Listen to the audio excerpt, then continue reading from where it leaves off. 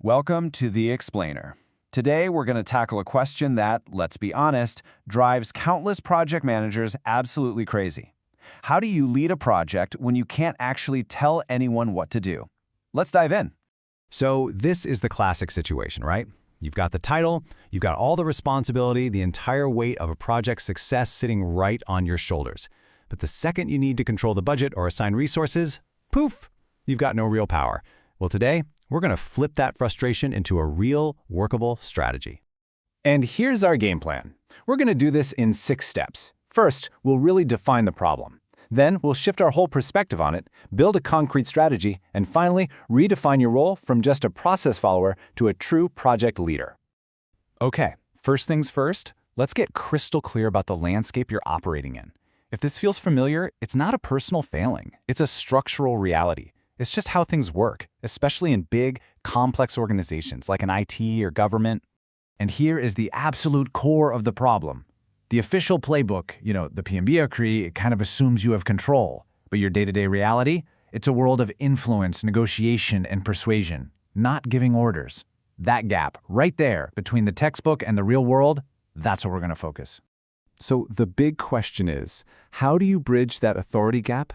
Well, it all starts with a really simple but incredibly powerful shift in your mindset. You have got to stop treating the PMI standards like some kind of rigid, unbreakable rulebook. This slide just lays it out so perfectly. It's the trap versus the opportunity. So many project managers get stuck on the left side, trying to force compliance, checking boxes. But the truly effective ones, they live on the right. They use the PMI standards as a flexible framework to deliver actual, tangible value. And this quote, man, it just hits the nail on the head. Your job isn't to get a perfect score on a compliance sheet. Your job, your real job, is to create a predictable system that delivers value. Because at the end of the day, that is the only metric that leadership truly cares about. All right, so let's get into the core strategy. If you can't command people, what can you command? What can you actually control?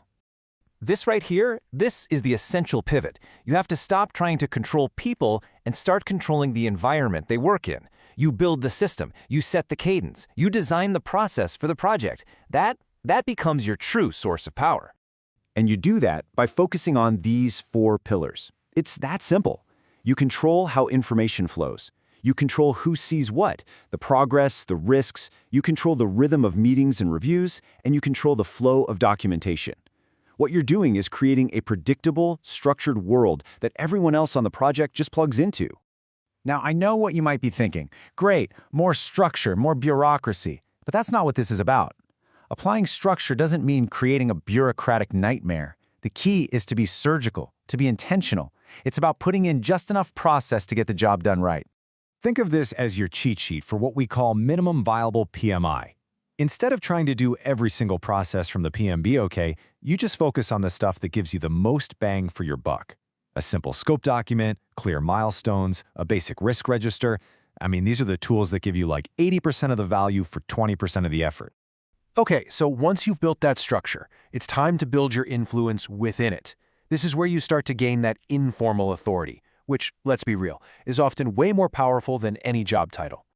In these kinds of environments, your influence is tied directly to your credibility. Seriously, think of it like a bank account. Every single action you take is either a deposit or a withdrawal. And that account balance, it's your most valuable currency, hands down. And a huge part of building that credibility is being a translator. You have to stop talking in project jargon and start speaking the language of the business. You see, scope creep is just a process term. But this change is going to cost us 3 weeks and 50 lock. Well, that's a business problem that gets leadership's attention fast. That translation is what makes you valuable. So you earn this currency through consistency and absolute transparency. You report when you say you're going to report. You flag risks before they become raging fires. You're brutally honest with your data. And maybe most importantly of all, you never, ever let leadership get surprised. When you do this, you become the trusted source of truth. So when you combine that solid structure with that hard-earned credibility, something amazing happens. Your role fundamentally changes. You're not just managing tasks anymore. You're facilitating success for the entire organization. And here's a really critical thing to realize. Project success is not all on you. Leadership owns the governance. The sponsors own the budget and the big decisions. Functional heads own the resources. Your job is to be that vital link in the middle, the connector, the facilitator, who makes sure all these moving parts work in sync. And when you play that role effectively, using structure, using influence, these are the incredible outcomes you deliver. You're not just pushing tasks around on a Gantt chart. You are actively reducing chaos, protecting value, and improving the bottom line. You make yourself indispensable. And that brings us to our final and honestly most important takeaway. The PMI framework itself, it's sound, it works, but its success or failure in your organization, that really comes down to you. It's about being flexible and focusing on enabling good decisions, not just enforcing rigid rules. The real power isn't in the book, it's in how intelligently you apply it.